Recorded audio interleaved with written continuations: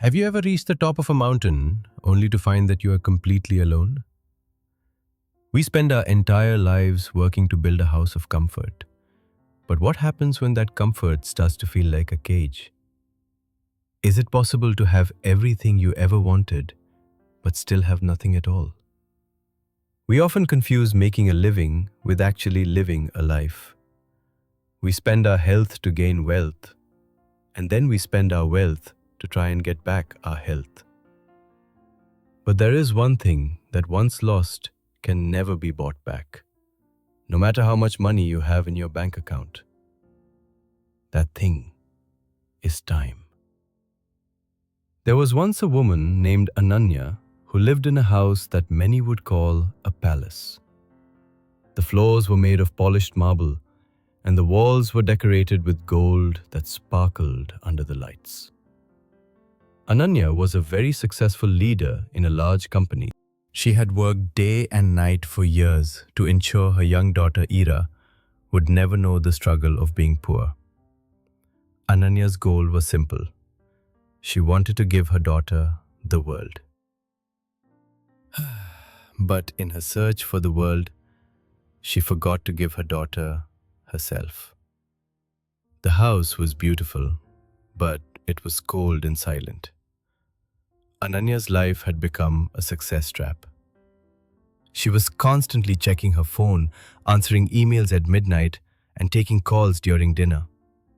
Even when she was in the same room as Ira, her mind was miles away, thinking about the next deal or the next profit. This is the psychological weight of the modern world. Our brains are wired to always want more, creating a cycle of stress that never ends. Ananya felt successful because her bank balance was growing. But every night when she looked in the mirror, she felt a deep, heavy sadness. She was building a legacy of gold, but her heart was becoming as hard as the marble floors of her home. One evening, an elderly relative named Mrs. Veda came to visit. She noticed how Ananya's phone never left her hand and how Ira sat alone in the corner, surrounded by expensive toys she did not play with.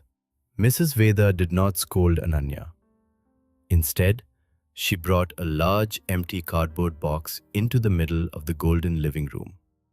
She told Ananya that she had a challenge for her.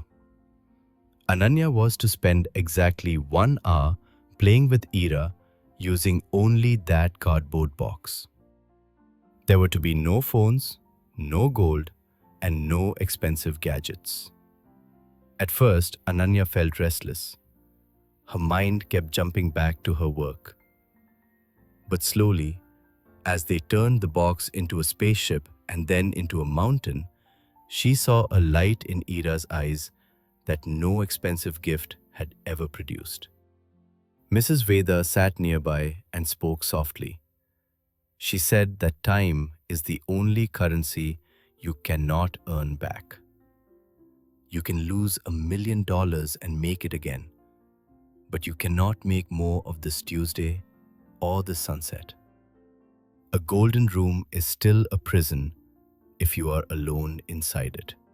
She explained that children do not look at the price tag of a mother's love. They only look at the presence in her eyes. In nature, a tree does not rush to grow, yet it provides shade to all who sit beneath it. If you spend your whole life chasing the fruit, you will forget to nourish the roots. Ananya realized that her daughter did not need a palace. She needed a mother who was truly there. This was her eureka moment. She understood that presence is the greatest present you can give to another person. In our fast-paced world of 2026, we are often told that we must be connected to our work at all times. But the real secret to a balanced life is a simple hack.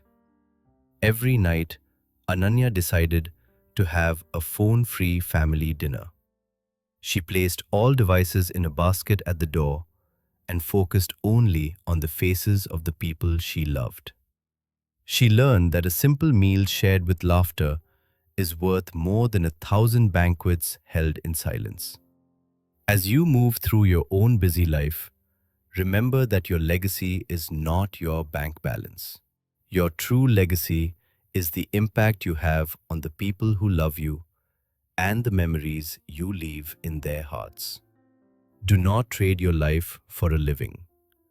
The gold in your pocket will never be as valuable as the time in your hands.